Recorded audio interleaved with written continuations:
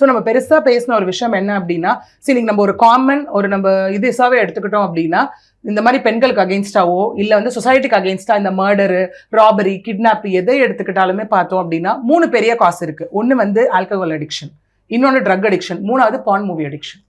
இது மூணும் டி அடிக்ஷனுக்கு கொண்டு வரக்கூடிய ஒரு விஷயமா இருக்கு.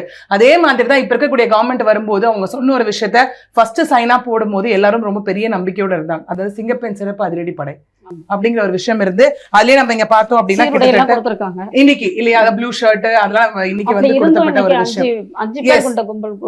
பாலியல் வன்கொடுமை இதுல என்ன சொல்லப்பட்டது அப்படின்னு பார்த்தா கிட்டத்தட்ட ஆட்டோ கண்ணாடி எதிர்ப்புனா ஆட்டோ ஓடிடுமா, யூனிஃபார்மை மாத்திட்டா நீங்க இது பண்ண முடியுமா? இல்ல அவர் சொன்னாரு மூளை முடுக்கு எல்லாம் இந்த சிங்கப்பெண் அங்கதான் நான் சொல்ல வரேன். அதிரடி படை மூளை முடுக்குலாம் இருக்குன்னு தான சொன்னாங்க.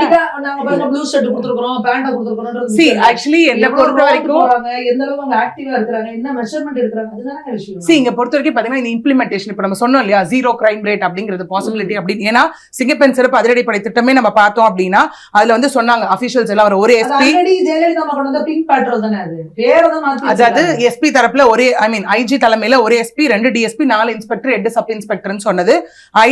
ID parks, railway station, education institution, bus stop இதுதான் சொன்ன ஒரு விஷயம்.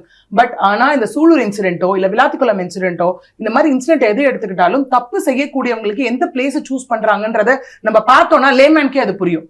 அதாவது ஆள் நடமாட்டம் இல்லாத ஏரியா, அதாவது பாத்தீங்கன்னா இருட்டு இருக்க ஏரியா, ரொம்ப புதர் இருக்க ஏரியா. இதே சூழல் விஷயத்துல நம்ம பார்த்தோம் அப்படின்னா அங்க வந்திருக்கக்கூடிய மினிஸ்டர் அந்த எம்எல்ஏ, அதாவது சம்பத்குமாரா இருக்கட்டும் இல்ல சுகுமாரா இருக்கட்டும், அவர்கிட்ட அங்க பாதிக்கப்பட்ட பெண்ணோட சித்தி ஒரு விஷயம் சொன்னாங்க இல்லையா, என்னன்னா அதுவும் வைரல் ஆச்சு. இந்த இடத்துல அந்த குளக்கரையில நடக்கக்கூடிய முதல் சம்பவம் இது கிடையாதுன்னு சொன்னாங்க.